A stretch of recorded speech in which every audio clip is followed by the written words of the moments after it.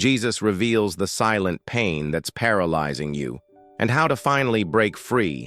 Have you ever felt trapped inside your own mind, as if negative thoughts dominated every corner of your heart, even when everything around you seemed silent?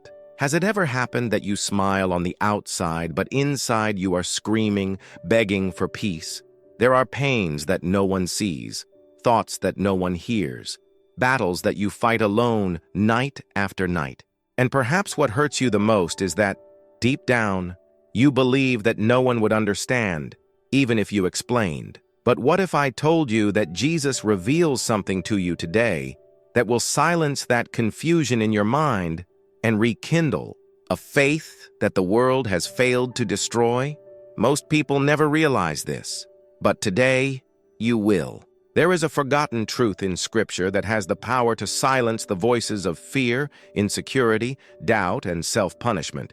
And that truth is not a theory, it is a person. Jesus reveals to you the way to break this cycle and rebuild within you a faith that nothing can shake. This message is not for everyone. It is for those who have reached their limit. It's for those who have tried everything, but still wake up with a heavy heart, carrying guilt, frustrations, traumas, and fears that no one else understands. It's for those who have heard "it will pass" too many times, but have never seen it pass. What if it is exactly here, exactly now, that Jesus decides to stop the noise that has tormented you for so long? If you're hearing this, it's no coincidence. It wasn't the algorithm. It wasn't luck. It was Jesus calling you. Get ready, because today is not just another video. It is a spiritual calling, a reunion with peace. Take a deep breath, open your heart, and allow yourself to feel this message as if it were the first time someone has really seen you inside. Because Jesus sees you, and he is about to reveal something that will change everything. But don't skip, don't advance. The revelation hasn't arrived yet, and what you're about to discover will change the way you see everything. Before we continue, I need to tell you something important. This video is not just a message, it is an encounter. And if you've made it this far, it's because God wants to speak to you in a way that perhaps you've never experienced before. So, make this moment something even deeper. In the comments, declare your faith with something simple but powerful. Write, "I trust in Jesus." Because sometimes, all heaven waits for is an answer, your answer. And as you write, other people will read and may be touched by your courage. Your comment could be the encouragement someone needs right now. And if this message has already started to touch your heart, press the button, "I like," so that others can also be blessed. Your click could be the bridge to someone's miracle. And if you're not already part of this community, sign up now. Not as someone who just follows another channel, but as someone who decides to walk side by side with Jesus in search of healing, liberation, and purpose. Each video here is an invitation to dive deeper, and the journey is just beginning. Share this video with someone you know needs to hear this word. It could be the beginning of a transformation you can't even imagine. And remember, you are not alone. You are part of something bigger.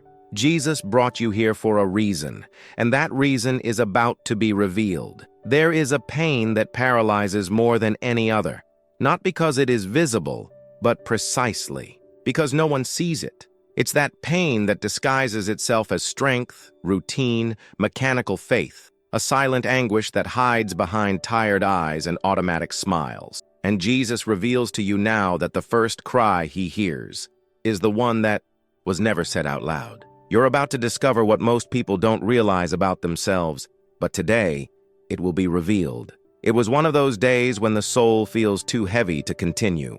Hannah was in front of the temple, but the temple was not within her. On the outside, she looked like an ordinary woman kneeling in prayer, but inside, she was broken. The teary eyes weren't just because of the words that weren't coming out.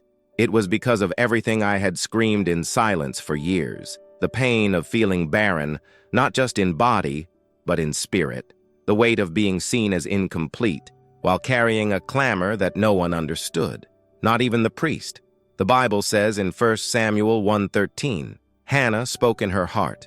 Only her lips moved, but her voice was not heard. It was a soundless cry, a formless prayer, a pain that only God could decipher.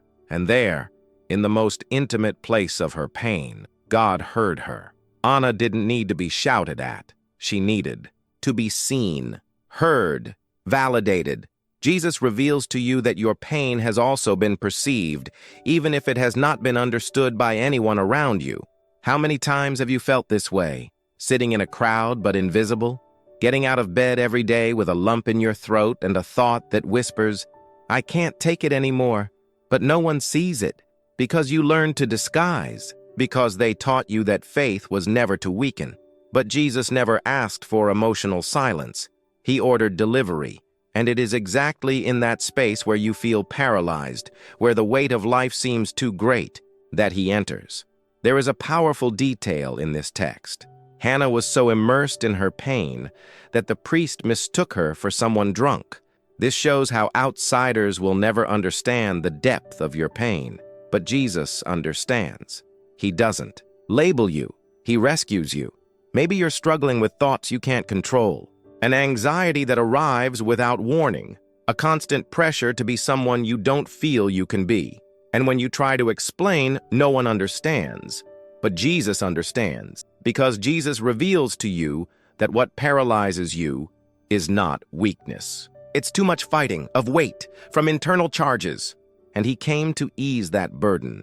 Anna left that temple transformed, not because her reality changed immediately, but because her soul was touched. And that's what could happen to you today. When she got up, the text says that her countenance was no longer sad. Something changed inside before changing outside. And this is how Jesus heals, from the inside out. Have you ever found yourself praying without sound, crying in the car, in the shower, on the pillow, and saying to yourself, "I need to be strong"? But who said you need to? Jesus never demanded that you solve everything. He just wants you to let him in. May you say, even without words, "Jesus, I can't do it anymore." Because it is at that moment that he acts. Today, Jesus reveals to you that he heard every silent tear, every thought interrupted by fear, every time you thought, "No one cares." He cares. And it's here now. Take a deep breath. Allow yourself to feel. And write in the comments with all your soul, "Jesus is my strength." Because this comment is more than a sentence. It's a delivery. It's you saying, "I don't want to fight alone anymore." And if that word touched your heart, press the like button, not only for you, but for all those who, like Anna, are crying out in silence and have not yet been heard. Your click can be the bridge between someone's pain and God's voice. And what comes next will move your heart even deeper. There is a pain that prevents you from dreaming about tomorrow, that puts a weight on each step. And Jesus is about to reveal something surprising about this paralyzing fear, a secret that could completely change the way you look at the future. There is an even more subtle pain, and often more paralyzing than the present suffering itself, the fear of what hasn't even happened yet. The heart lives in anguish with "what if?" The mind runs in circles trying to predict what it cannot control, and faith begins to drown in scenarios that may never become real. This is what Jesus reveals to you now, the truth behind the fear that prevents you from moving forward, and what he has already prepared before you even reach the limit. Imagine being cornered. Behind you, an army thirsty for revenge. In front of you, a sea impossible to cross. And in the middle of it all, a crowd with eyes on you, waiting for answers you don't have. That was Moses. And that, maybe it's your soul now. The fear of tomorrow has this power. It traps you between the past that haunts you and the future that you don't know how to cross. And in the middle of this abyss, you feel alone, exposed, fragile. But Jesus reveals to you that it is precisely there, at the point where everything seems lost, that God manifests himself with the most power. Exodus 14:14 says, "The Lord will fight for you. Just be calm." This sentence was said in the midst of chaos, at the most desperate moment, because God doesn't speak of victory when everything is resolved. He speaks when everything still seems impossible. And that's what he wants to remind you today. You don't need to see the way to trust that he exists. You just need to be still. And listen, how many times have you paralyzed yourself for fear of what is to come, the accounts that don't close, the news that steals your sleep, the uncertainties of the future, and all you can think is, what if it goes wrong? What if I fail? What if it's too late? But what Jesus reveals to you today is an even more powerful question. What if God is already there, preparing the way before the sea even opens? The people of Israel saw no way out, and that's how anxiety about tomorrow works. It steals our vision. She makes us believe that everything will end before it even begins. But there is a subtle and surprising detail in this story. While the people were looking at the sea, God was already moving. His presence was at the forefront. The impossible was already being divided, even without anyone seeing it. And maybe that's what's happening right now in your life. You're looking at the impossible and forgetting that God works in the invisible. Have you ever found yourself living in constant fear of what might happen?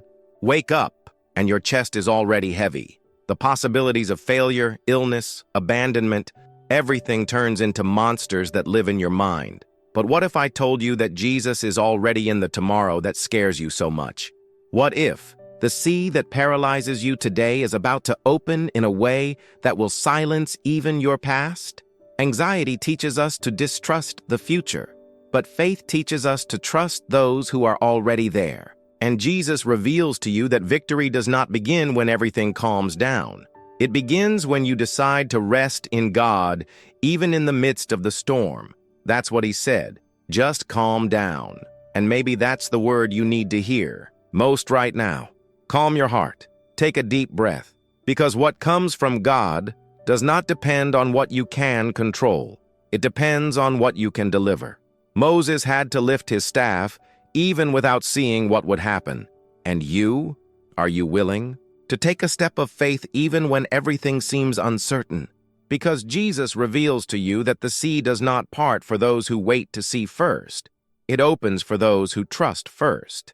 If this message is touching deeply on something you have been feeling lately, write now in the comments, Jesus is in my tomorrow. State this as a truth, not just for you, but for everyone reading the comments looking for hope. Sometimes a written testimony can be the hand of God reaching out to those on the verge of giving up. You don't have to win every battle alone, because the promise is clear. The Lord will fight for you.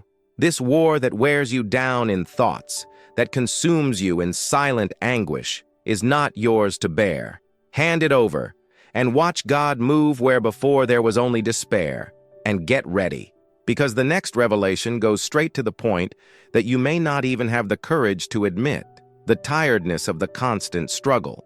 The exhaustion of trying to look good when inside you no longer know how to continue.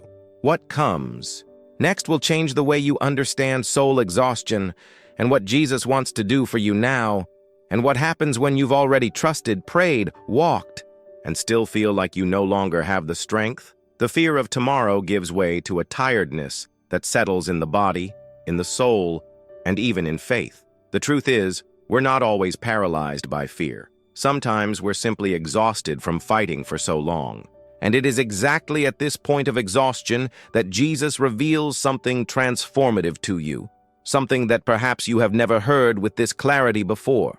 Elijah was in the desert, a prophet, a man of faith, a chosen one. But that day, none of that seemed to matter. He threw himself under a juniper tree and said a prayer that perhaps you have already said too, or at least have thought about saying. He said, "Enough, take my life, Lord." The Bible does not hide this moment. And do you know why?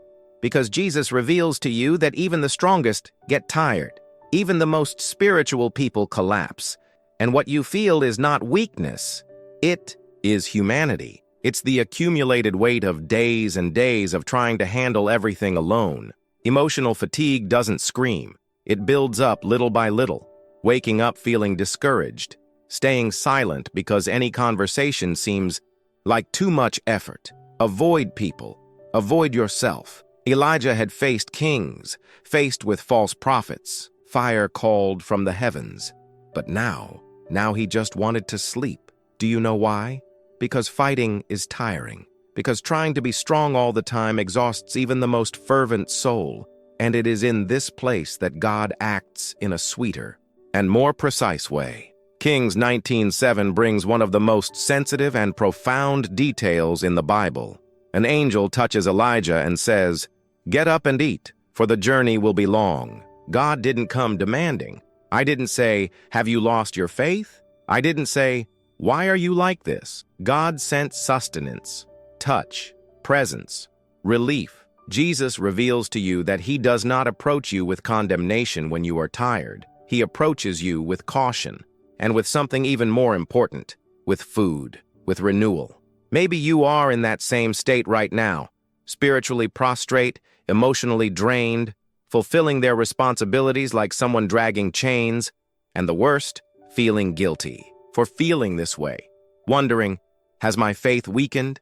Has God turned away from me?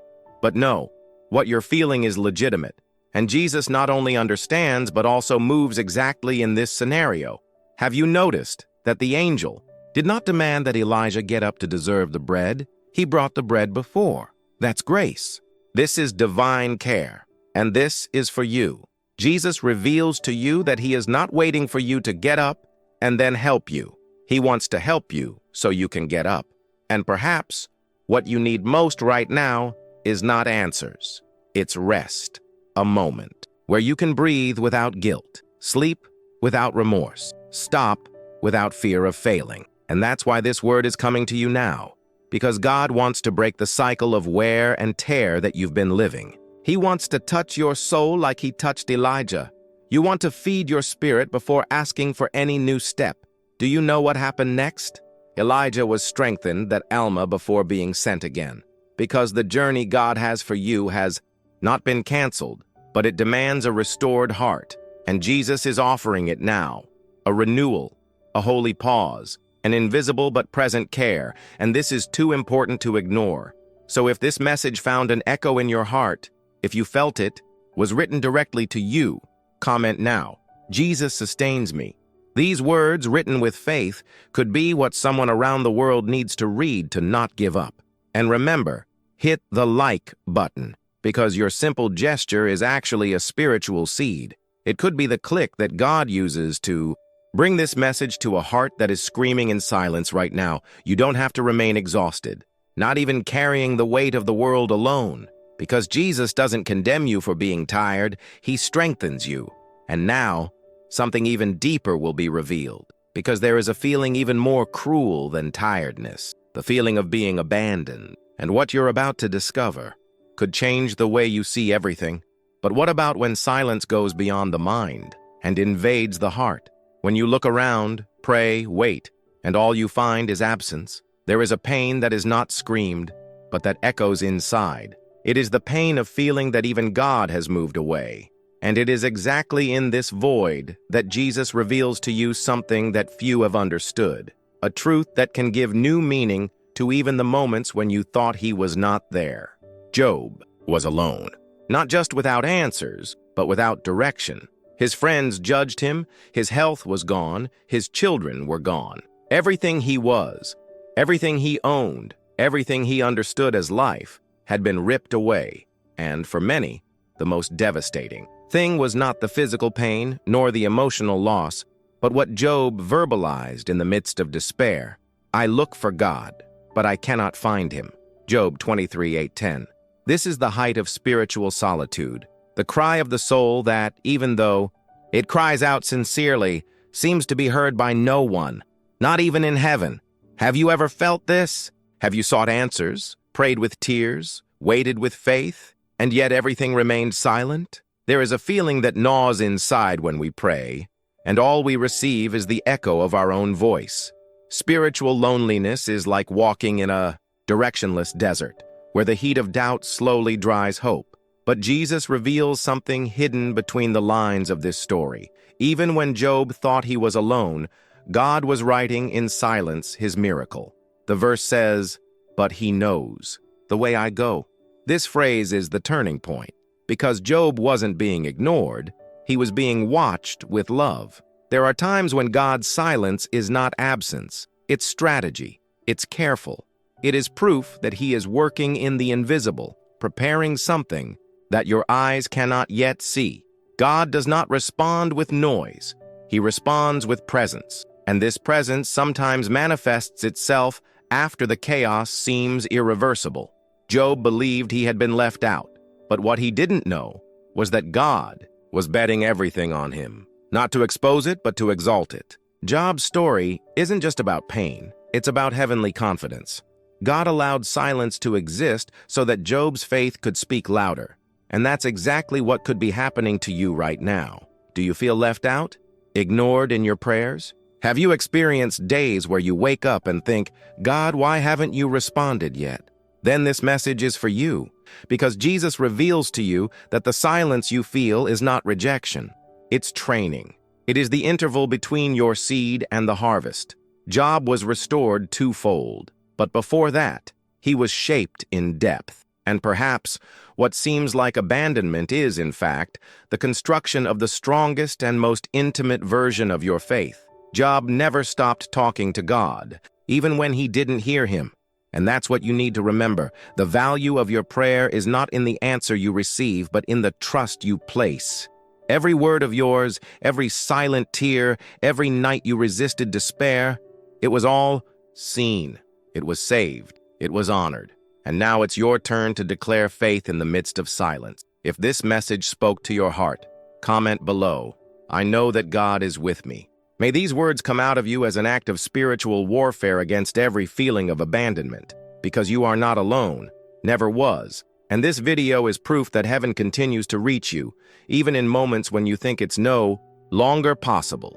You can be silent, but God is writing the continuation of your story. A story that will be marked by redemption, not abandonment, by reconstruction, not by loss. And then brace yourself, because there is a pain that paralyzes us before we even try, a fear that makes us doubt who we are and what we are capable of. And Jesus reveals to you that this fear was not born with you, but today it will be overcome. But that's still not all. There is a pain more silent than loneliness. It does not come from outside, but from within. He doesn't scream, but he constantly whispers, "You can't do it. You're not strong enough. You can't do it." This feeling hides even in the most sincere prayers, sabotaging the steps of faith. And it is in this fragile terrain of the soul, where insecurity paralyzes, that Jesus reveals to you a truth that changes everything. Because he sees in you something that you have not yet been able to see.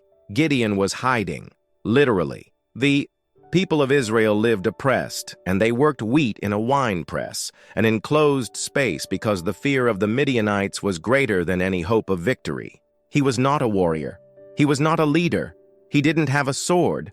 I was just afraid, and the feeling that I wasn't enough. And it is precisely in this exact moment of weakness that the angel of the Lord appears and declares, "The Lord is with you, mighty man."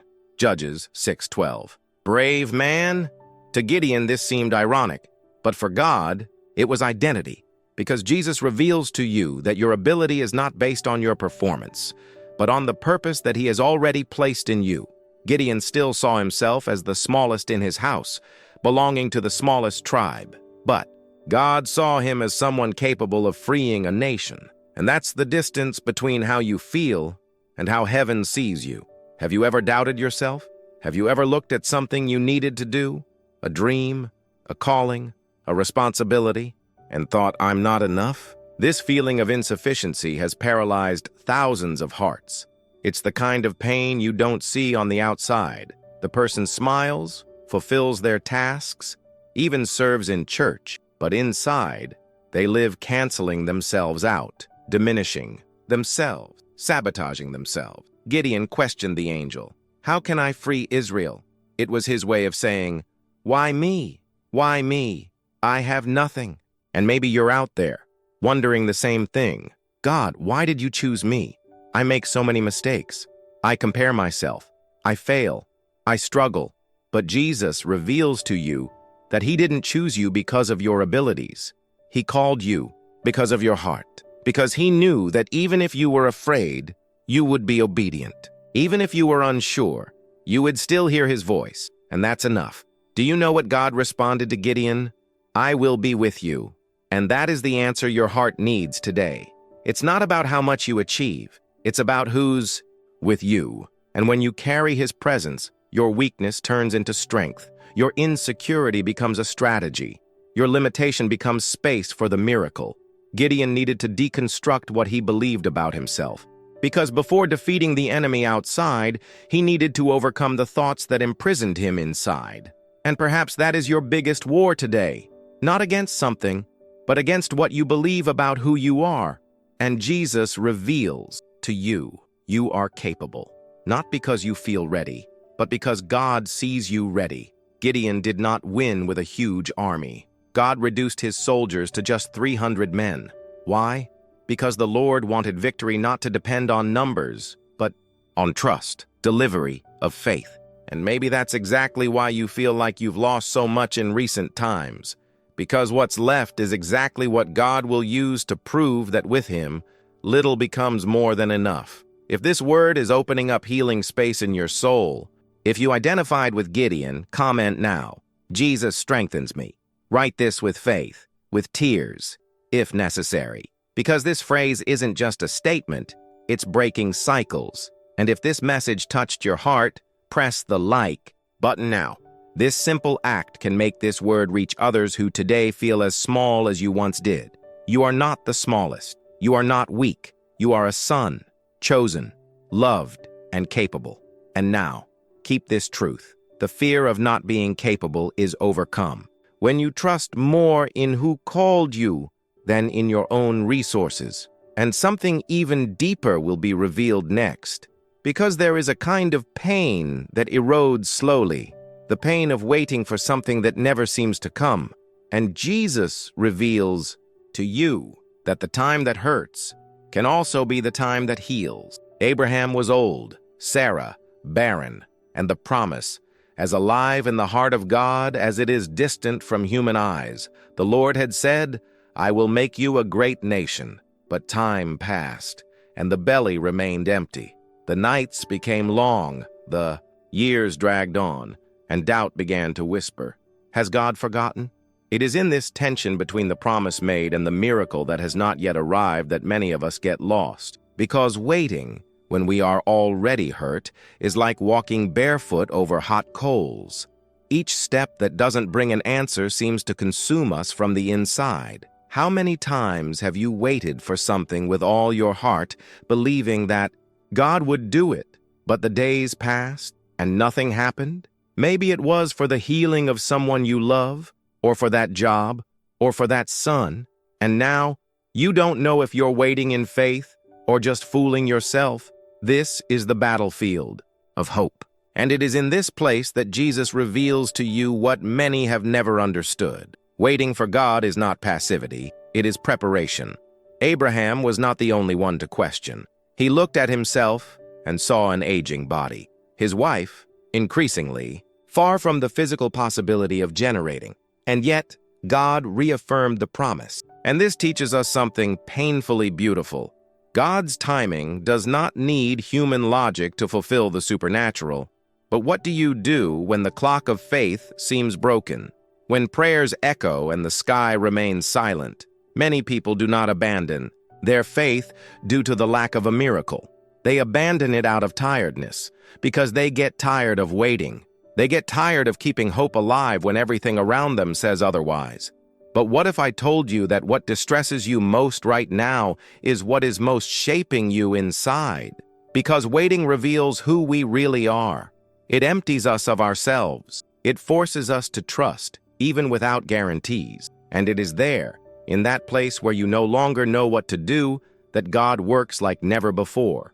The letter to the Hebrews reminds us, He who promised is faithful. Hebrews 10:23. And this fidelity is not based on chronological time, but on eternity. While you think about days, God thinks about destiny. While you count deadlines, He builds processes. And maybe, just maybe, what you call a delay, God calls a foundation. Because Jesus reveals to you that before delivering what you asked for, He needs to form who you will be with that in your hands. Abraham finally received Isaac, but the miracle wasn't just the son. The real miracle was that, in the process, he became a father before he even gave birth. God worked so much inside him that when Isaac came, Abraham was already the man prepared to support him. And this is what you may need to hear right now. What you hope for is no greater than what God is building in you as you wait. And if this word reaches you deeply, if you feel that God is speaking to you right now, write in the comments, "Lord, prepare my heart while I wait." Because sometimes, the greatest act of faith is not chasing the blessing. It is remaining firm while it has not yet arrived. Also, share this video with someone you know is experiencing this same struggle. You can be the answer waiting for another heart. And if this message touched your heart, press the like button now. This may seem simple, but it's a way to make this word visible to more people who are feeling forgotten in the middle of the wait. Because this pain is more common than it seems, but as deep as it is, ignored. And now, hold on tight, because what's to come will expose one of the most hidden wounds of the soul, the guilt that no one sees, the one that you carry in silence, pretending that it has already passed, but that still screams inside you. And Jesus reveals to you that even the mistake you are most ashamed of can be restored with grace and power. But sometimes, it's not time that hurts. It's not the waiting that matters. It's the past. What we did, what we said, or what we stopped doing. There are pains that don't scream on the outside but crush on the inside. There are memories that no one sees, but they keep us trapped like invisible shackles. And it is exactly in this place of silent shame that Jesus reveals to you. There is no mistake that he cannot restore, no guilt that he cannot transform into a mission. Pedro followed him from afar. Night had fallen, and the cold cut like blades into the skin. Inside, Jesus was judged unfairly. Outside, Pedro warmed himself by the fire of strangers, trying to hide. But the pain he carried wasn't just the fear of being discovered.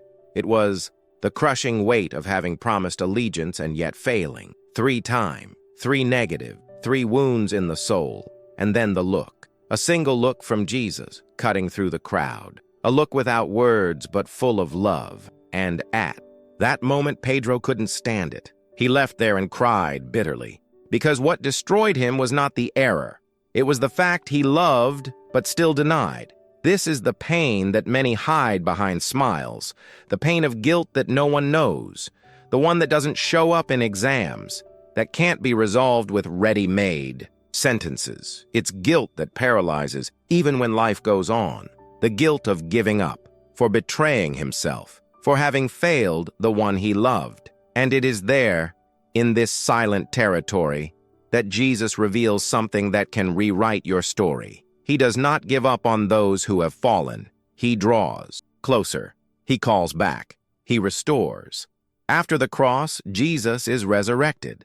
And instead of confronting Peter with accusation, he tenderly invites him, "Feed my sheep," John 21:17. This was not a task. It was redemption. It was heaven saying, "I still trust you, even after everything." Who would do this other than Jesus? Who would look at the traitor and treat him like a shepherd? And this reveals a truth that you need to let fall deeply into your heart today. Your mistake does not disqualify the call that God has for you. Many people today are living as shadows of what they could be, because they believe their failure was greater than their grace. Because they thought the error pushed them out of God's plan. But Jesus reveals to you that not even your falls are enough to nullify what he wrote in blood about you. If Pedro could come back, so can you. Perhaps right now, you are remembering something you did and never told anyone about. A secret he has carried for years. Something that silently defines you, but destroys your identity every day. Maybe you've asked God for forgiveness 1,000 times, but you've never been able to forgive yourself. And that's why this word is coming to you now, not to condemn you, but to set you free. Pedro thought everything was over, that his chance had passed, but Jesus sought him out, found it, and he restored it before the others. Because true healing doesn't happen in isolation. It happens when grace enters the darkest place and says, "This is mine too." And perhaps today is the day that this light needs to reach your interior. If this message speaks to you, write now in the comments, Jesus, restore me as you restored Peter. Not because commenting solves the pain, but because declaring is the first step to freeing the soul. And maybe your comment will become a breath of life for those who are also drowning in guilt. Share this message with someone you know needs to hear this. You have no idea how much your action can be the answer that another heart is silently begging for. And if that word touched you personally, press the like button. It's not just about enjoying. It's about spreading an urgent truth. No one is too far gone to be restored by Jesus. Your like could be the touch of God on someone's screen right now. And get ready, because what's about to be revealed goes straight to the point where many stop. The fear of trying again, the fear of making mistakes again. And Jesus reveals to you that even those who have escaped their purpose can still be called a second time, with more authority, more grace, and more purpose than before. But there is an even quieter pain than guilt. It's the fear of trying again. It's the paralysis that sets in when you remember how much it hurt the last time. And even with forgiveness, even with restoration, the heart hesitates. Because when the wound heals on the outside but not on the inside, any step seems too risky. And it is in this place, where trauma disguises itself as prudence, that Jesus reveals to you the fear of making mistakes does not erase your calling. He finds you again, and again, if necessary. The storm had already passed, but within him, a sea of doubt still raged. Jonah walked through the streets of Nineveh, now obedient, but each step carried the weight of a man who knew what it was like to run, what it was like to say no to God's call. He remembered the moment he got on that boat trying to escape. It wasn't just rebellion, it was fear. Fear of failing, fear of being rejected, fear of repeating the story of so many others who started well but ended up injured. And in the belly of that great fish, where there was no audience, spotlights, or praise, God found him deep within himself, and not to punish him, but to prepare him. How many times have you run away too? How many ideas have you shelved because it wasn't the time? How many decisions have you postponed because deep down it still hurt too much to remember when everything went wrong? There are people today living far below what God dreamed of, not because of a lack of calling, but because of an excess of memories. Because the mistake of the past keeps screaming, "What if it happens again?" And that's when fear turns into prison. But Jesus reveals something that few understand. The trauma of failure is one of the most fertile fields for grace to begin again. The same God who saw you in the detour is the one who insists on sending you back. Yes, resend. Because with Jonas, the word was no different. It was the same. The word of the Lord came to Jonah a second time. Jonah 3:1. This isn't just a narrative detail. It's a divine message. God still trusts you, even after the escape, even after the pain. What few talk about is that the fear of making mistakes can be more destructive than the error itself, because he stops before he even tries. And that's exactly what the enemy wants, for you to live trapped in what happened before, as if that were the limit of your story. But if Jonah could be called again, then his end could also be the beginning of something much bigger. Jesus reveals to you that failure is not the end of the line. It is a turning point. How many times have you heard that God gives new opportunities? But why is it so hard to believe that when it comes to yourself? The truth is that it is easier to believe that God still uses others than to accept that he can still use those who fell, those who gave up, those who were afraid. But Jonah shows that God's grace is insistent, persistent, faithful even when you are not. Maybe you're hearing that word right now and thinking, but what if I fail again? The answer is not a promise that you will never make mistakes again. The answer is that God will be there again, with patience, with mercy, with power to lift you up again. He's not expecting you to be perfect. He's just waiting for you to stop, running, and say yes. Even if you are shaking, even scared. Have you ever stopped to think how many lives could be waiting for you to start over? Nineveh was saved because Jonah was given a second chance. And that changes everything. Because maybe your yes today is the answer for someone who is still stuck on no. God wants to use even your scar, even your shame, because it is through what you have lived that he will reach others with real compassion, not religiosity. If this message is piercing your heart like an arrow, don't ignore it. Write now in the comments, "Jesus, send me back," not because it's just symbolic, but because there's power in declaring that you're ready to try again, with faith, with courage, and with the certainty that he goes with you. Share this video with someone who has tried to escape what God wanted to do. Maybe this person is feeling exactly like Jonah, at the bottom of the sea of the soul. And your attitude now could be the breath that God will use to get you out of there.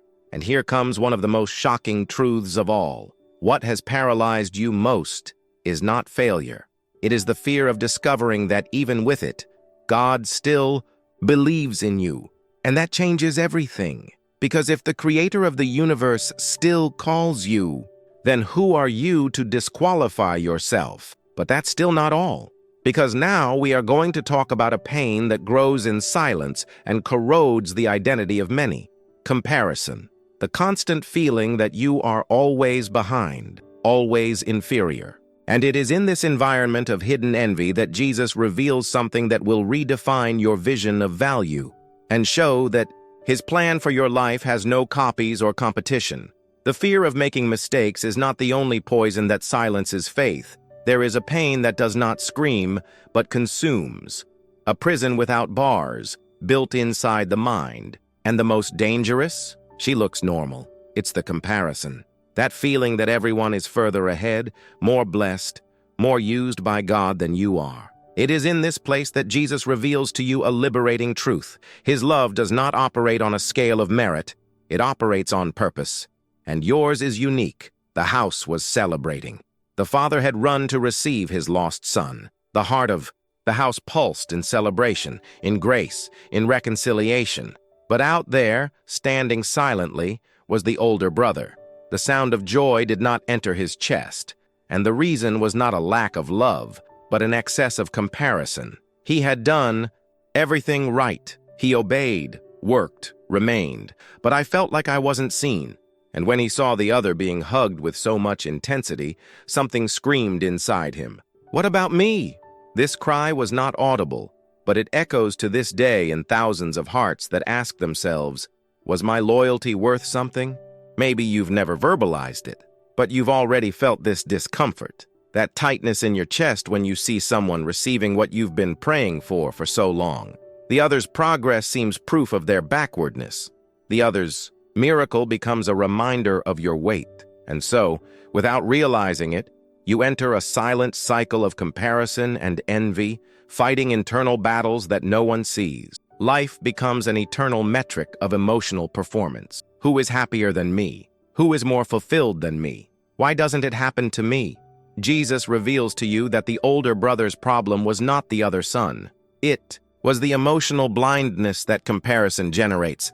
In Luke 15:31, the father says, "Son, you are always with me, and everything that is mine is yours. All, love, access, inheritance." But he couldn't see. The pain of comparison creates this illusion that God is giving more to others than to you. But the truth is that the Father never took anything from him. What was missing was not a blessing. It was perception. How many times have you felt invisible even though you are faithful? Have you ever felt that your effort to remain with God was not recognized? That your constant yes didn't generate any celebrations? This feeling is destructive and dangerous, because it turns obedience into resentment, frustrated service, fidelity and burden. And all this due to a distortion, believing that God loves for performance, not for identity. Silent envy is not just an emotional problem. It's spiritual. It takes you away from the joy of others and the peace you could be experiencing. And the cruelest thing is that it hides under the cloak of justice. You think, but I deserved better. And this logic destroys the freedom that exists in grace. Because God's grace does not operate in the currency of merit, but in the depth of mercy. Jesus reveals to you that the value you have to the Father does not depend on how much others receive. His plan for your life is not a copy. It is not a repetition. It's unique, unrepeatable, and most impressively, personalized. The Bible doesn't tell us the name of the oldest brother, and perhaps it's because he represents everyone who, at some point, doubted their own worth in the face of someone's advancement. What would you do if today God said to you, "Everything that is mine is yours"? Would you believe it? Or would he continue to stand still outside the party, waiting for recognition? True healing comes when you enter into the celebration without fear, when someone else's advancement doesn't threaten yours, when someone else's victory doesn't diminish your journey. This is spiritual maturity. This is inner healing. This is living as a child, not as a competitor. Maybe today you need to make an emotional release move. Get out of that place of constant comparison and into a place of deep contentment, radically trustworthy, because at the right time, what is yours will come, and it won't compare to anything you've ever seen. It will be your size, for your calling, for your mission. If this message is revealing something hidden within you, comment now. Jesus, free me from comparison.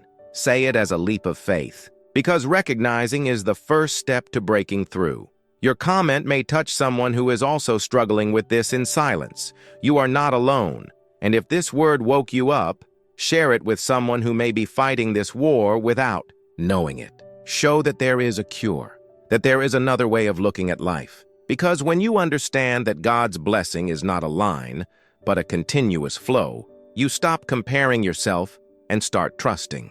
Now take a deep breath, because what is about to be revealed will change the way you view pain. Because there are wounds that were not forgotten. They were just pushed inside. But Jesus does not ignore what time has tried to cover up. Unresolved trauma is not the end of your story. It is the place where he will begin something new. What if I told you that there are pains that you don't even notice anymore, and yet they continue to shape you? What paralyzes you today is not always visible. Sometimes it's something that was left behind, buried, but the unburied past always finds a way to return. There is a powerful truth that Jesus reveals to you now, and it will change everything. What hurt you before does not need to define you forever. Trauma may have written chapters of your story, but Jesus is ready to turn that page. He was thrown into a pit by those who should have protected him most. Joseph did not fall into the hands of enemies, but of his own brothers. He was not betrayed by strangers, but by those who shared the table. This isn't just an old story. It's the silent reality of those who carry trauma from within their homes. Abandonment, rejection, cruel words that still echo like open wounds. The pain of what happened is real, but what Jesus reveals to you today is even deeper. He does not ignore what they did to you. He transforms. The Bible shows us a Joseph sold into slavery, forgotten in prison, wronged for maintaining his integrity. But towards the end of the story, something disconcerting happens. Before the brothers who betrayed him, Joseph declares, in Genesis 50:20, "You meant evil against me, but God meant it for good." This phrase is not just a testimony. It is a spiritual key. Jose did not deny the trauma. He didn't romanticize the pain, but he allowed God to rewrite the meaning of it. And here comes the moment of confrontation. How many areas of your life are being governed by wounds that you have never healed?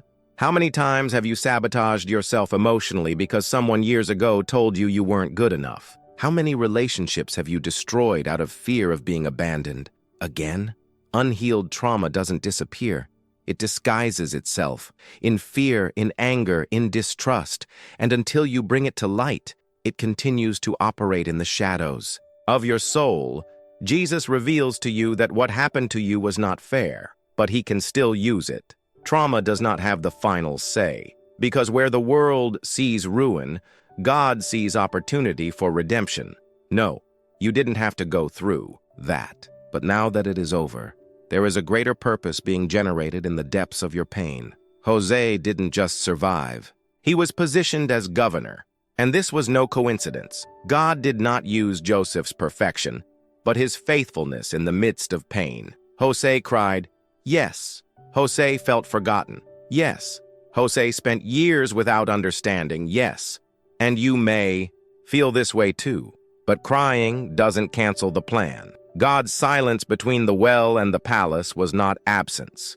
It was strategy, and now it's you. You who were hurt by the one you loved most. You who grew up trying to prove your worth. You who still hear voices from the past that try to convince you that it is not enough. You who learned to survive in silence but never truly healed. Today, Jesus reveals to you that he is calling you not to ignore pain, but to transform with him. And perhaps you are asking yourself, but how can I forgive someone who destroyed me? The answer is not to pretend it didn't hurt. It's understanding that by forgiving, you don't free the other, you free yourself. Forgiving is handing over into God's hands what you no longer have the strength to carry. It's saying, Lord, I don't know what to do with this memory, but I trust that you do. Have you ever found yourself stuck with a memory that comes back like a ghost when you least expect it? Have you ever exaggerated in simple situations because something inside you is still hurt? Have you ever felt that, no matter how much you pray, there is something that doesn't seem to move inside your heart? This may be unresolved trauma, and the power of healing begins with recognition. Jesus reveals to you that the well is not your destiny. That abandonment is not your identity. That what you lost does not define what he will give you. And here's the twist. The same hands that threw you into the hole have no power to stop what God has prepared for you. They don't hold the keys to your future. God does. Are you ready to pick yourself up from the emotional ground where trauma left you? Are you willing to let Jesus touch that part of your story that you hide even from yourself? Because it is at this point that true liberation begins. Pain no longer needs to be the dominant voice. The past does not need to be the filter that contaminates everything you experience. Today, you can start walking towards a free future and full of purpose. If this word spoke to parts of your soul that were dormant, comment right now, Jesus, heal what no one sees. State this in the comments. Give voice to your pain and allow this to be the first seed of liberation planted in your heart. Your comment could be the prayer someone needed to have the courage to face their own trauma. And if this message touched you deeply, share it. Someone you know is living trapped by what happened and can be healed by the same word that reached you. You can't imagine how much your simple act can open a door of restoration for another wounded heart. But that's not all. Something even more powerful is about to be revealed, because the enemy doesn't win when he makes you fall. He wins when he makes you give up. But the next story will show you that even in captivity, there is purpose. That even in the darkest pain, Jesus continues to write the most glorious chapter of his story. Get ready, because the desire to give up will be confronted with a faith that rises from the ashes. Have you ever noticed how there are pains that don't scream but whisper of giving up? Sometimes it's not the trauma that brings us down, but the tiredness of continuing to fight with it. When the past weighs too much, the present seems unbearable and the future unattainable. But what you are about to discover will change the way you see everything. Because even when you feel like you have no more strength, Jesus continues writing his story. Imagine being trapped, not by iron bars, but by feelings. Out of tiredness, hopelessness, loneliness. Paulo was exactly in this scenario, chained, isolated, humanly prevented from continuing his mission. But what Jesus reveals to you in this story is breathtaking. Even in prison, Paul didn't stop. Even though he was wronged, he did not remain silent. Even though he was in pain, he continued to sow faith. And that's why, centuries later, his words still reach us. In 2 Corinthians 4:8-9, he wrote, "We are troubled in every way, but not distressed, perplexed, but not in despair, persecuted, but not forsaken, cast down, but not destroyed." Now stop for a moment and take a deep breath. Can you feel the weight of these words? How many times have you also felt troubled? How many times did you try to hide that you were about to give up, even with a smile on your face? Paulo was not on a stage, nor was he being applauded. He was injured. But even so, he chose to continue. Not because he was strong, but because he trusted in a God who is strong in weakness. And maybe that's exactly your pain right now. The feeling that you can't take it anymore. That everything you've ever tried has failed. That nothing makes sense. That you prayed, cried, fasted, and yet nothing changed. You wonder if it's worth continuing to fight for something that doesn't seem to move. Life got heavy, the prayers silent, and the heart is tired. But listen carefully. Jesus reveals to you that the point at which you think about giving up could be exactly the place where the miracle will begin. The Bible does not hide Paul's despair, and that matters, because sometimes, within the church, we learn that faith is never wavering. What true believer doesn't get tired? But that is not what the Word shows us. Jesus never demanded emotional perfection. He always sought surrender. And there is a type of surrender that only arises when we have nothing left but to trust. There is a purpose for you to be listening to this message now. It's not by chance. It's not just another video. It's Jesus reaching you in the middle of an internal battlefield. He knows the tear you wiped away so no one could see. He heard that help whispered in the dark of his room. He felt the exact moment you thought, if it's going to continue like this, maybe it's better to stop. But the Spirit of God now calls you to do exactly the opposite. Getting up, even though I'm shaking. To follow, even with fear. Because giving up isn't the end. It's a choice. And choosing to continue may be the greatest act of faith of your life. When everything in you says it's over, but you still decide to believe, that's when the sky moves. You are not weak for wanting to give up, but He will be strong for not giving in. Jesus reveals to you that your tiredness is not a sin. It is human. He doesn't move away from His exhaustion. On the contrary, it is in this place that He approaches with more tenderness. The same God who sustained Paul, who visited him in prison, who made him write letters that transformed continents, is now reaching out to you. Maybe you think you are stuck, stagnant, but no. Sometimes the time of apparent downtime is where God works most within us. Paul, even in prison, wrote Philippians, Colossians, Ephesians, the letters of hope, the words that today still heal broken hearts. And this proves an indisputable truth. It is not the scenario that defines the impact of your faith. It's your decision to trust, even when the ground is lacking. Don't let pain silence your voice. Don't allow tiredness to make you forget who walks with you. Heaven continues writing.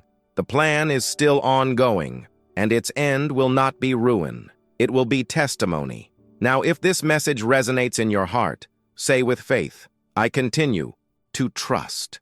These words are not just a sentence. They are a seed, a decision, a declaration of war against giving up. Write in the comments and declare, I continue to trust. Your comment might spark hope in someone who is about to give up too. And if that word touched your soul in a way that few others have, press the like button as an act of faith. It's not about the video, it's about spreading hope. Your click can be God's instrument to reach other hearts on the verge of collapse. Because when you choose not to give up, you inspire others to stand tall. But that's not all. What comes now can deconstruct something you've been carrying for years. Because sometimes what destroys faith is not a lack of strength, but the silent guilt we carry in our chest. Get ready, because in the next moment, Jesus will show you how He restores even those who have fallen and wandered away. When we think we have reached the end of the line, we often discover that this is where God begins something new. But what happens when we can no longer believe it? When faith seems too weak to even ask for help? What you're about to discover now will change the way you view your own doubts. Because Jesus doesn't move away from them. He draws near.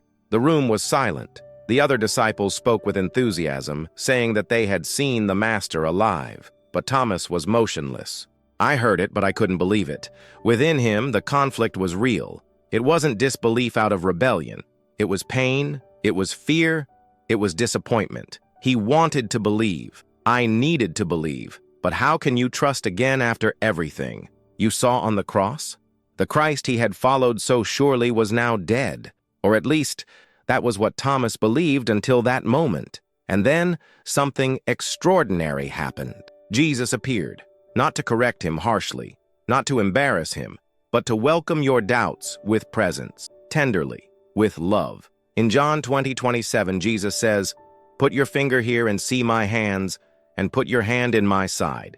Don't be an unbeliever, but a believer. Jesus reveals to you here one of the most comforting truths of the gospel. He does not reject those who doubt. He presents himself to those who have the courage to be honest. Thomas was not excluded. On the contrary, he had such an intimate experience with the Lord that he became a living testimony of divine mercy. And you? Have you ever felt like Tomei? Have you ever felt like your faith was so fragile that it seemed like God would never hear you again? Have you ever cried in silence because you thought you were unworthy of even praying? Have you ever looked up to the heavens and without being able to say a word thought, "Does God still listen to me?" This pain is more common than we think. There are moments in life when the weight of reality seems to suffocate even our ability to believe, not because you stopped loving God, but because suffering seems to have blurred his vision. You look around and see no way out.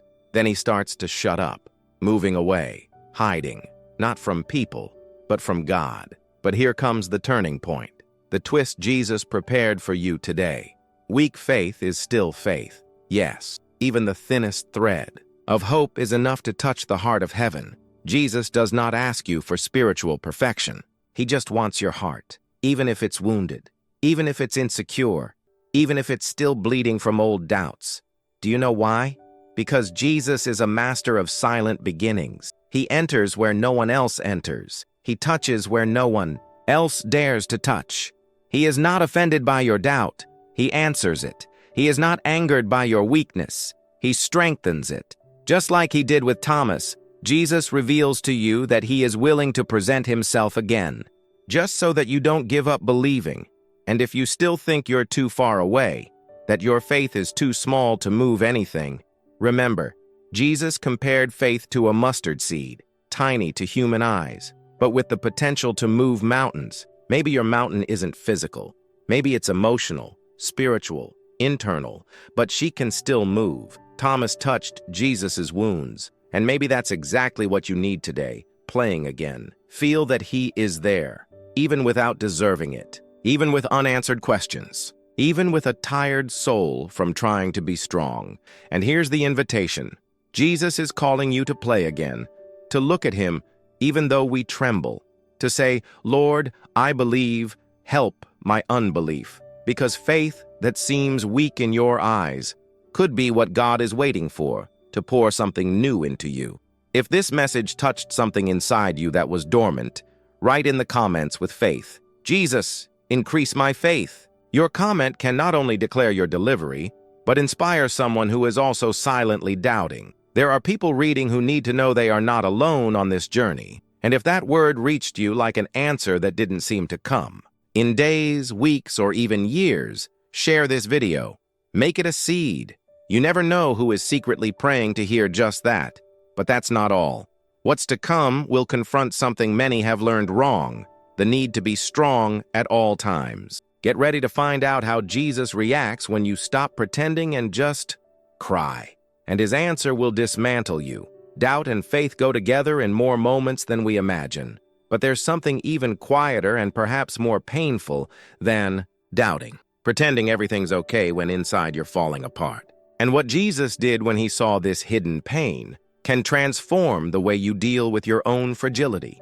The house was full, people everywhere, the crying, the lamenting, the silent hugs. Lazarus had died, and among them all, there were two sisters who knew what it meant to carry pain and still be strong for others. Martha tried to be rational.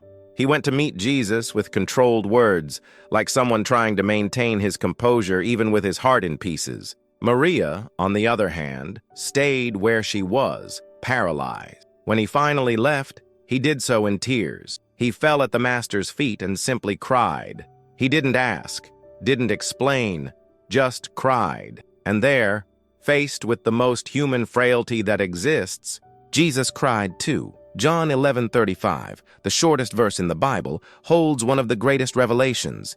Jesus wept. Jesus reveals to you here one of the most liberating truths of faith. He does not require you to be strong all the time. There is no divine expectation of emotional perfection. He didn't come for those who have everything under control, but for the broken, the afflicted, the tired of pretending that everything is okay. Jesus is moved by real tears. He responds to hearts that can no longer bear carrying a weight alone. Have you ever felt like you needed to be the family's stronghold? Have you ever smiled at everyone while crying in the bathroom in silence? Have you ever given advice to others when what you most wanted was someone to hug you and say, "You don't have to pretend today"? This is the pain of many, the pressure of always being the support, the example, the one who can handle everything in silence. But Jesus does not applaud masks. He welcomes truths, even if they are crying. That's why this moment between Jesus and Mary wasn't just an emotional moment. It was a spiritual manifesto. Jesus knew that he would resurrect Lazarus. Even so, he cried, not because of the circumstances, but because of the pain of that woman who had trusted, waited, and lost. He felt her pain, and he cried with her. This is the God who loves us. The God who doesn't require you to pull yourself together before reaching out. The God who draws near even when everything in you is broken. And maybe you need to hear this today. You can stop pretending. You can stop forcing smiles. You can stop hiding your tears. Jesus is not scandalized by his exhaustion. He doesn't move away when you're weak. He draws near. He is not disappointed when you fall apart. He holds you up because he loves you not for what you show, but for who you are. Even when you no longer know how to continue, there is a strength that is born when you allow yourself to be vulnerable before God. And it is in this place where tears flow without shame that he acts with power. Because there, without masks, without control, without defenses, your heart opens, and he enters. There is nothing more beautiful than knowing that the Savior of the world also cried, that he not only understands your pain, but has been in it, that he doesn't wait for you to improve to love you. He loves you now, with all your flaws, pressures, and tiredness. So, if this word found you trying to hold the world in your own hands, write in the comments, "Jesus, today I can't be strong," and allow yourself to be weak. Because when you allow yourself to be small, that's when his strength reveals itself greatest. Remember, it is not your strength that sustains you, it's his. And if this message speaks to you, share it with someone you know has been trying to be too strong for too long. Maybe this simple video is the permission this person needs to breathe, to cry, to say, "Jesus, I'm tired too." And now, something even deeper will emerge, because there is a type of pain that does not paralyze the body, but dries up the soul, the lack of purpose. And what you're about to hear will remind you that your pain was never in vain. After trying for so long to be strong, there comes a time when the soul begins to ask itself, why? Why is all this happening? Why am I here? Where is this taking me? And the pain of not knowing your purpose can become one of the quietest forms of despair. But what you're about to hear will remind you of something you may have forgotten.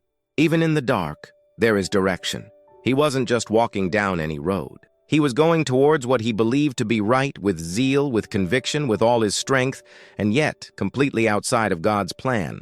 Saul was his name. A persecutor of Christians, he thought he was fulfilling the divine will, until something happened, something that could not be ignored. A light, a voice, a name, Jesus. Acts 9 recounts this encounter that changed the course of history. "Lord, what do you want me to do?" Saulo asked, blind, surrendered, vulnerable. It is at this moment that Jesus reveals a profound truth to you. Purpose is not born from strength, but from surrender. And often, it's at the exact moment you lose control, when you no longer know what to do or who you are, that God shows you why you exist. True purpose is not built by human achievements, but revealed at the moment of delivery. Have you ever felt lost, even though you are surrounded by tasks, commitments, and responsibilities? Have you ever looked at your routine and thought, is there something bigger behind all this? Or am I just surviving? This inner emptiness that consumes you in silence, this restlessness that visits you at the end of the day, even after accomplishing everything, is not a lack of competence. It is a lack of alignment with divine purpose. Because when the soul doesn't know where are you going, all effort seems in vain. Saulo thought he had a way. Jesus showed him another. And it wasn't a light correction, it was a sharp halt. The light blinded him, but it also freed him. And the most powerful thing is that God did not nullify who Saul was. He redirected. The same fire, the same passion, the same intensity, now used for a new purpose: to build, not persecute; love, not condemn; free, not imprison.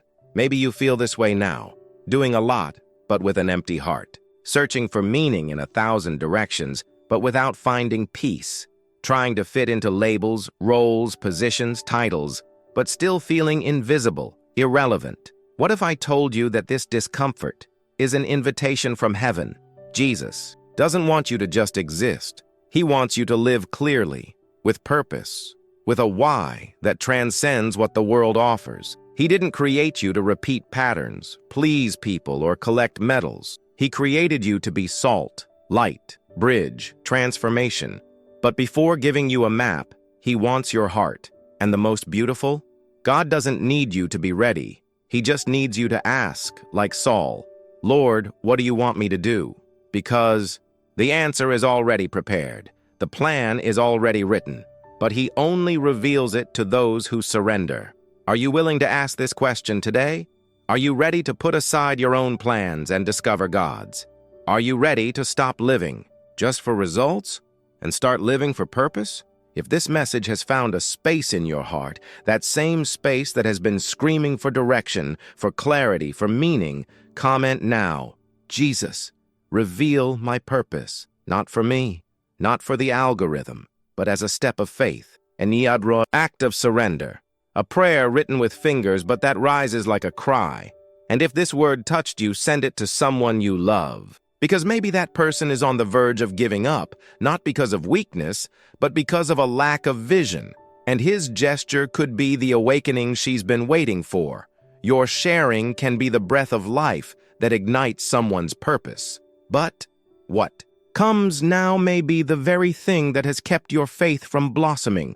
Fear of what is to come, and what Jesus did in the middle of a storm will forever change the way you look at the future. Knowing your purpose gives you direction. But what about when? Even though you know what to do, fear stops you. When tomorrow seems like an abyss, and each step forward brings more questions than answers. What to do when the heart knows it needs to move forward, but the mind screams that it's too dangerous. That's when Jesus reveals something to you that could forever change the way you see what's to come. The sky was dark. The wind was blowing hard. The choppy waters crashed against the boat. The disciples were there, obeying Jesus, crossing the sea. But something seemed wrong. Jesus had told him to go, but now he seemed absent. They were in the middle of the crossing, and in the middle of the storm. And at the height of despair, with the boat about to sink, with screams of fear piercing the dawn, the question arises that still echoes in the hearts of many today. Did Jesus leave me alone in the middle of the way? It is in this scenario that the pain of insecurity about the future sets in. It's easy to believe when everything is calm, but when the waves hit hard, when plans fall apart, when the bill doesn't close, when the diagnosis arrives, when the phone rings with news that changes everything, faith is violently tested, and fear begins to speak louder than the promise. Have you ever been to this place? Mark 4:40 records Jesus' question, "Why are you so fearful?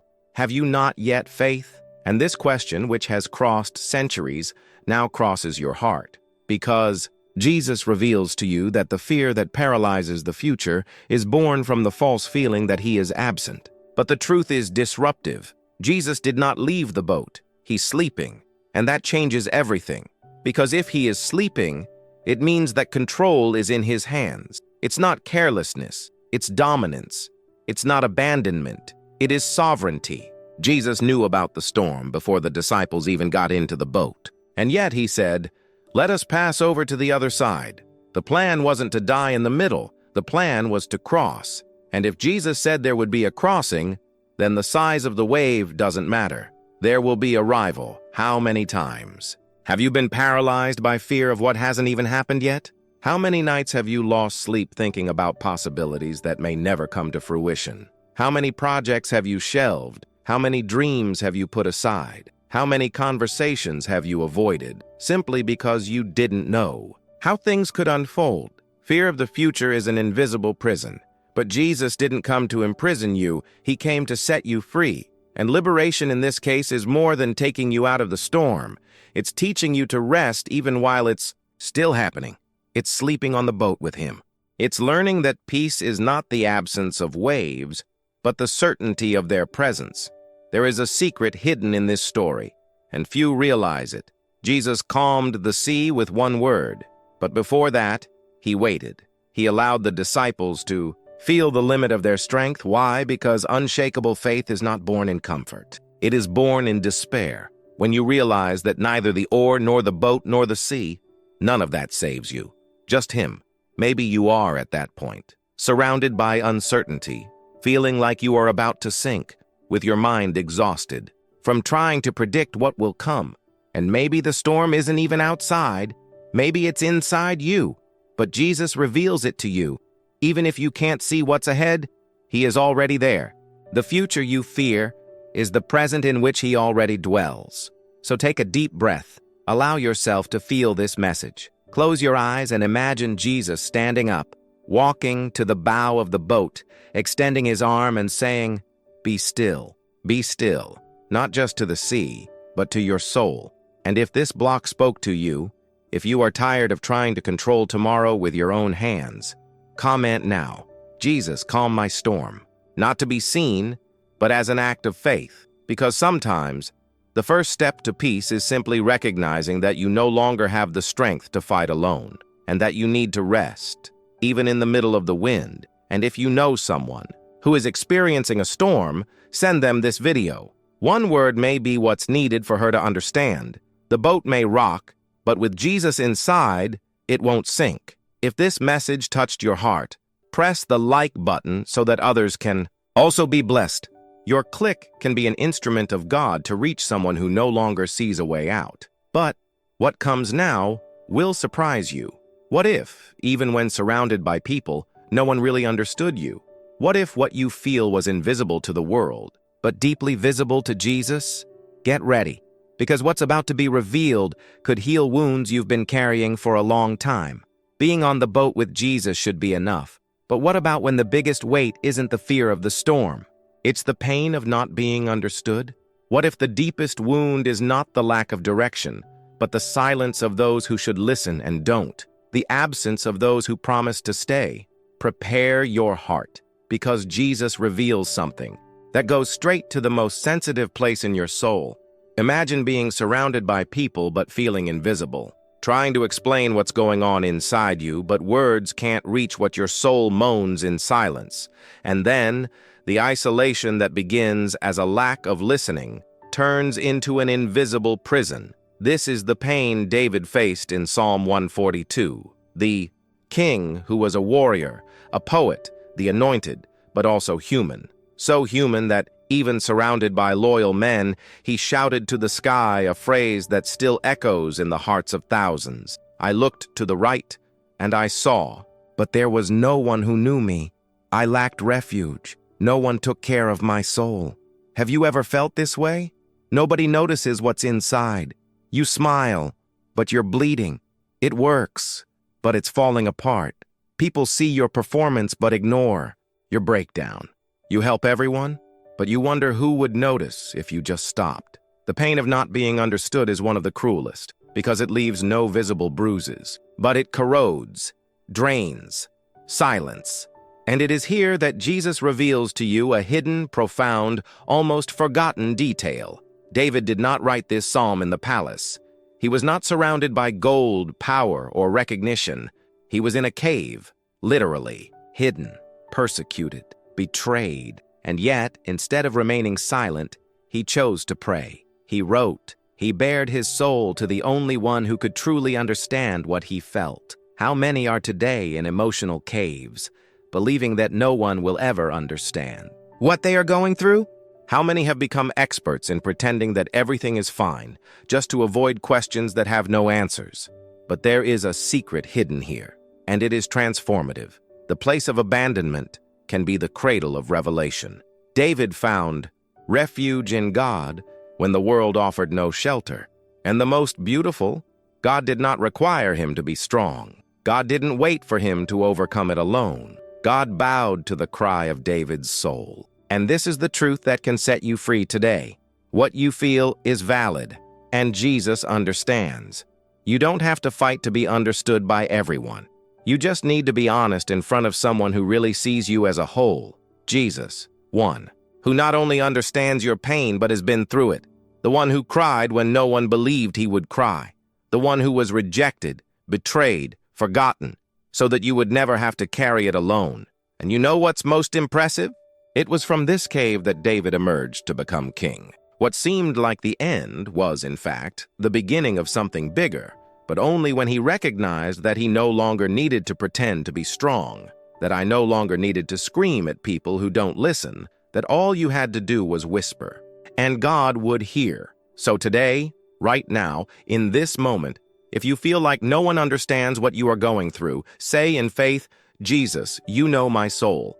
Right as someone placing an invisible weight in his hands, because there is a truth that the world has not told you. Jesus not only understands, he is already crying with you. And if this message touched something you didn't even know how to name, share it. Maybe someone close to you is also silently screaming, waiting for a sign that they are not alone. This video could be that sign. Your comment could be the encouragement someone needs today. But what is about to be revealed could shine a light where there was only weight. What if the problem wasn't the pain, but how much you carry without realizing it? What if the burden that is taking away your peace is not what happens to you, but what you are trying to sustain on your own? Get ready, because the next block could hold the key to the relief you so desperately need. When no one understands, pain screams in silence. But what about when you yourself start to become silent in the face of the weight of your routine? When tiredness doesn't just come from the body, but from the soul that carries everything alone? What you are about to discover now will change the way you see your emotional exhaustion, because Jesus reveals to you the divine secret to finding the breath of your soul in the midst of chaos. Have you ever woken up feeling like the day has barely started and you're already exhausted? That each task, each obligation, each small detail of the routine weighs more than it should? That your soul is silently begging for rest, not physical, but emotional and spiritual? This is the kind of tiredness that can't be resolved with a night's sleep. It's that kind of exhaustion that lives deep in the heart. And this is exactly Martha's pain, portrayed in Luke 10:38-42, a dedicated, attentive servant woman, but suffocated by so many demands that she ended up forgetting the essentials. Jesus was in her house, but Martha was so busy with doing that she couldn't just be. How many times have you felt this way? Stuck in a routine of demands, trying to take care of everything and everyone, and forgetting about yourself? How many times have you been the last priority in your own life? Martha, although she was close to Jesus, lived far from the peace he offered. And this reveals something that few realize. The presence of Jesus does not automatically eliminate tiredness, but it reveals the place where you can leave it. And it is here that Jesus reveals a detail that changes everything. While Martha ran from one side to the other, overwhelmed, her sister Mary chose to sit at Jesus' feet. In other words, she understood that there was a place where the weight of life could be left, and that not every urgency is a priority. Martha wasn't wrong for wanting to serve, but she was distracted from what mattered most. Being fed before being fed, to be cared for before caring, be filled before overflowing. The truth is that many of us live in survival mode. We do 1,000 things. We try to keep everything under control. We solve other people's problems while ours grow silently inside us. And this false sense of control only increases the overload. Because we were not created to carry everything, not even to carry alone. Jesus knew this. So in Matthew 11:28, he extends an invitation that is not just poetic, it is urgent. Come to me, all you who labor and are heavy laden, and I will give you rest. Notice the delicacy of the invitation. Jesus does not call you when you are strong. He calls you now, just as you are. He doesn't say, come to me when you are settled, when you are at peace, when you are at rest. He says, come now, tired, broken, exhausted. because it is exactly in this state that he acts most deeply. And maybe today you need to admit, yes, I am tired. But it's not just any tiredness. It's that kind of weight that hides even behind smiles, that no one sees, that no one validates. But Jesus sees. Jesus cares. And Jesus doesn't just observe, he intervenes. He enters the environment. It changes the atmosphere.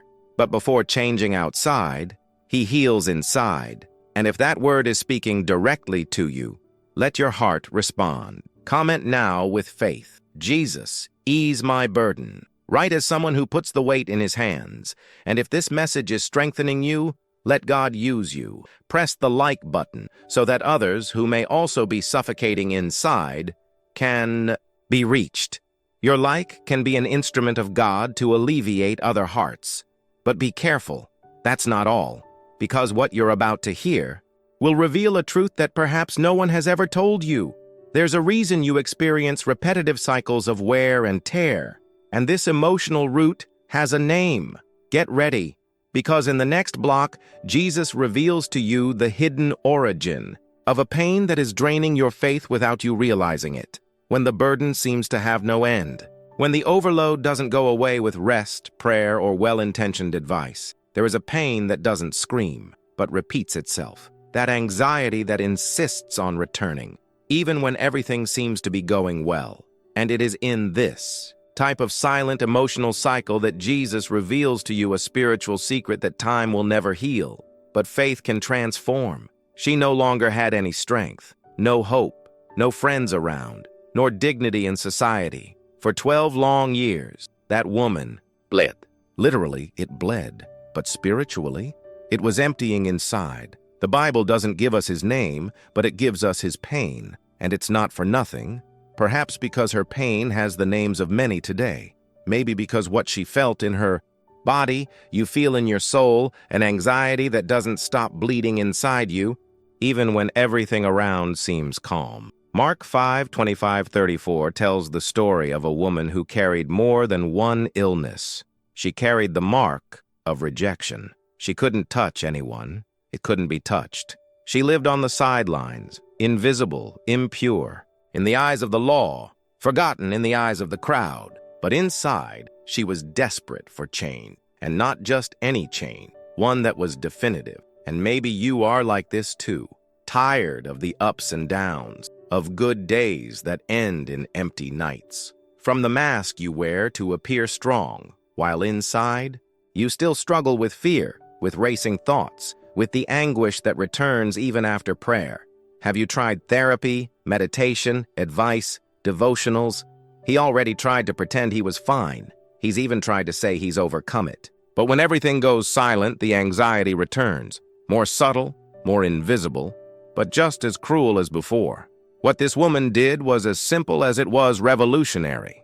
She didn't ask to be called. There was no scandal. It required no cure. She decided to touch Jesus. In the midst of a crowd that surrounded him, she chose to act in silent faith. Because I knew, if I just touched his clothes, something would change. And here is a profound truth that Jesus reveals to you today. The anxiety that persists often only breaks when you approach Jesus not with the speech of strength, but with the surrender of vulnerability. She didn't wait to feel worthy. She didn't wait for the crowd to leave. She didn't wait for someone to authorize her. She just played. And the moment he did that, Jesus stopped everything. He felt the touch. He felt the faith. He felt the urgency. And he turned, not to judge, but to recognize, to name someone who everyone had forgotten, to validate the pain that no one else could bear to see. And he said, "Your faith has saved you. Go in peace." And here's the truth that few have the courage to say, the anxiety that never goes away. Maybe it's the one that you never really let Jesus touch. You prayed for relief, but have you already surrendered completely? Have you ever surrendered? That thought that you hide even from yourself? Have you confessed the wound that you never had the courage to admit? Have you told God you're tired of appearing strong? Jesus didn't just come to calm visible storms. He came to heal invisible streams, flows of fear, of insecurity, of old pain. He specializes in cycles that the world has given up on treating. It disrupts not just the symptom, it disrupts the source. And perhaps your ringtone today will be a comment, an act of faith, a public gesture saying, "Jesus, break this cycle in me." Write this now in the comments if this word touched you deeply. And know, your declaration of faith can be the spark that awakens courage in someone who also struggles in silence. Don't underestimate the power of touching Jesus with sincere words. And if this message is speaking directly to your heart, press the like button so that more people can be reached by this liberating truth. You can be the link between someone's suffering and the healing Jesus offers. But it's not over yet, because the pain that comes next is one of the most silent and perhaps the most devastating. The fear of not being loved, of not being chosen, of not being enough. And Jesus reveals something surprising to you about this. Get ready for something profound. Even after breaking a cycle, there is still a pain that can whisper in the depths of the soul, one that is not expressed with screams, but with silence.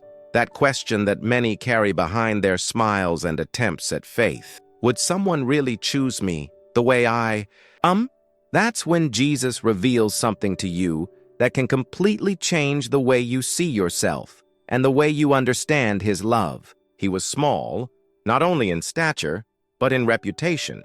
He was rejected by religious people, avoided by neighbors, and known for a profession that made him an object of contempt. Tax collector. Zacchaeus lived surrounded by people, but never truly included. The city knew him, but no one wanted him around. And maybe you understand what that is. Being seen but not valued. Being present but not being welcomed. To be tolerated but not loved. The name of it? Rejection. Luke 19 gives us this portrait in detail. Zacchaeus was someone who carried an internal thirst that no money could quench. He had resources, possessions, but something was missing. There was a void that neither wealth, nor status, nor power could fill. When he heard that Jesus would pass through Jericho, he did not hesitate. Climbed up a tree. He exposed himself. He made himself vulnerable, because deep down all he wanted was a look, a chance, a sign that he was still worthy of being loved. And here is a moment that changes everything. Jesus stops. Look up. Call Zacchaeus by name. Yes, the man everyone avoided, Jesus chooses. And he says, "Today it suits me to stay at your house." It was not an invitation with conditions. It was not a protocol visit. It was a powerful affirmation. You are important to me. I want to be with you. And perhaps that is exactly what Jesus reveals to you today. Because behind the anxiety, the overload, the sadness that repeats itself, there is this fear. The fear of not being enough. The fear that no one will ever choose you, with your flaws, your past, your wounds. But Jesus does not come close to perfection. He approaches delivery. And Zacchaeus understood this, because when true love enters, it transforms. Zacchaeus didn't need a sermon to change. He needed an encounter. And that's what cured his rejection. That's what deconstructed the fear. This is what made him return 4 times as much as he had taken. It wasn't his fault. It was grace. It was love that chose him before he even proved himself worthy. And perhaps this is the greatest revelation of all. The love of Jesus does not wait for you to clean yourself up. He enters even when your inner house is in disarray. He doesn't ask you to hide your mistakes. He sees them, and still he decides to stay. He chooses you, even when you wouldn't choose yourself. He sees what no one else sees, and loves just the same. How many times have you wondered if you would truly be loved if you showed who you really are? How many times have you felt like you need to deserve affection, prove your worth, gain space? But Jesus comes today to break this logic. He doesn't love like the world loves. He doesn't give up like people give up. He doesn't walk away like many did. He sees, he calls, he enters. And if you feel like this word spoke directly to the wound that no one else has been able to touch, write in the comments now, "Jesus chose me." Declare this out loud as a cry of liberation. Because rejection only falls silent when true love speaks louder. And if this message touched the deepest part of your heart, press the like button so that more people can be reached by this transformative revelation. Your gesture may be what someone else needs to discover. They are also loved, even in their inner mess. But what you're about to hear goes even deeper. Because now, let's talk about one of the most frustrating and paralyzing pains: wanting to change, but not knowing where to start. Jesus doesn't just see you, he lifts you up. Get ready. Even when we finally hear that we are chosen, loved, and seen, there may still be a question that screams in the silence. If all this is true, why can't I still change? This is the pain that many hide most tightly, because the fear of not being able to change is not just about failing, it's about believing that we are beyond the possibility of transformation. And it is here that Jesus reveals to you what could be the key you have always been looking for. Not just to break a cycle, but to start a new story. The scene is a courtyard, a pool of water called Bethesda, surrounded by sick, injured, forgotten people, men and women waiting for a movement. In the waters, a miracle that supposedly only happened to those who arrived first. In the middle of this crowd, there was a man who had been there for 38 years. 38, not days, not months, years, waiting, stuck between hope and paralysis. Time didn't heal him, people ignored him, and faith, perhaps it was almost erased. What's most shocking about this story isn't the time he spent there, but the fact that even after waiting so long, he still hadn't completely given up. John 5 tells us that Jesus saw him lying down and knew he had been there a long time. And then he asks a question that seems almost cruel, but is actually the most profound question anyone can hear in the midst of pain. Do you want to be healed? This question breaks the entire narrative, because sometimes what holds us back is not just the pain, it's the habit of living with it. We stay in the same reality for so long that we start to believe that it is our identity. Emotional, spiritual, relational paralysis robs us of the ability to imagine a different life. Like that man, we also find excuses. No one helps me. There's always someone in front of me. I've tried everything.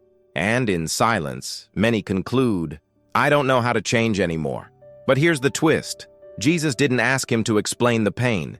Jesus did not ask him to demonstrate faith. He simply said, get up, take up your bed and walk. And at that moment, something happened that not even 38 years of waiting could prevent. It wasn't the tank. It was not the chronological order of the miracles. It wasn't an angel. It was the word of Jesus. It was the authority of someone who does not depend on ideal conditions to act. Because when Jesus speaks, even the impossible rises. And perhaps you are listening to this message right now, carrying exactly this feeling. You want to change. You pray, cry, but deep down you feel that something inside you has already gotten used to the pain. And as much as you want to leave, you no longer know where to start. It's as if you're inside yourself, trapped, waiting for something to come from outside. But Jesus reveals it to you today. The change you are waiting for does not start outside. It begins with the response you give to God's voice. Jesus is not asking if you have the strength or if you already know how to do it. He is asking, do you want it? Because if you say yes, he does the rest. He lifts up what has fallen. He gives direction to what is lost. He brings life back where everything seemed dead. He doesn't expect you to be quick or to have everything figured out. He just wants to know if you want it. And maybe this is your moment. After so many blocks, so many pains revealed, so many truths that touched your soul, maybe now is the time for a fresh start. Not a symbolic, emotional fresh start, but a real fresh start, which changes your posture, your faith, your walk. You no longer need a tank. You have direct access to the source. The voice that called that paralytic is now calling you too. Can you hear? So, if this word crossed your heart and you felt like it was written for you, write in the comments, I want to be healed, not just as a vent, but as a delivery, like a step of faith, as someone who is saying, I don't know how, but I know who. Because whoever calls you is the same one who lifts you up. If you've come this far, it's because something inside you refused to continue living paralyzed. Because deep in your soul, there is a cry for liberation, for change, for a faith that not only survives, but that lifts, restores, and renews everything. Today, together, We walk a path through the pain that no one sees, the silence of anxiety, the weight of guilt, the fear of not being loved, the desperation for change. And at every step, Jesus reveals to you that he has been with you the entire time. That even when your mind was at war, even when your strength ran out and your prayers turned to silent tears, he never abandoned you. He doesn't expect you to be perfect. He expects you to say yes. Yes to be healed, yes to be transformed, yes to start over. The message you received today is not just information, it is transformation. She was an answer, a breath of life where there seemed to be no hope left. And now, more than ever, you need to seal this truth in prayer, because words touch, but it is the presence of God that frees.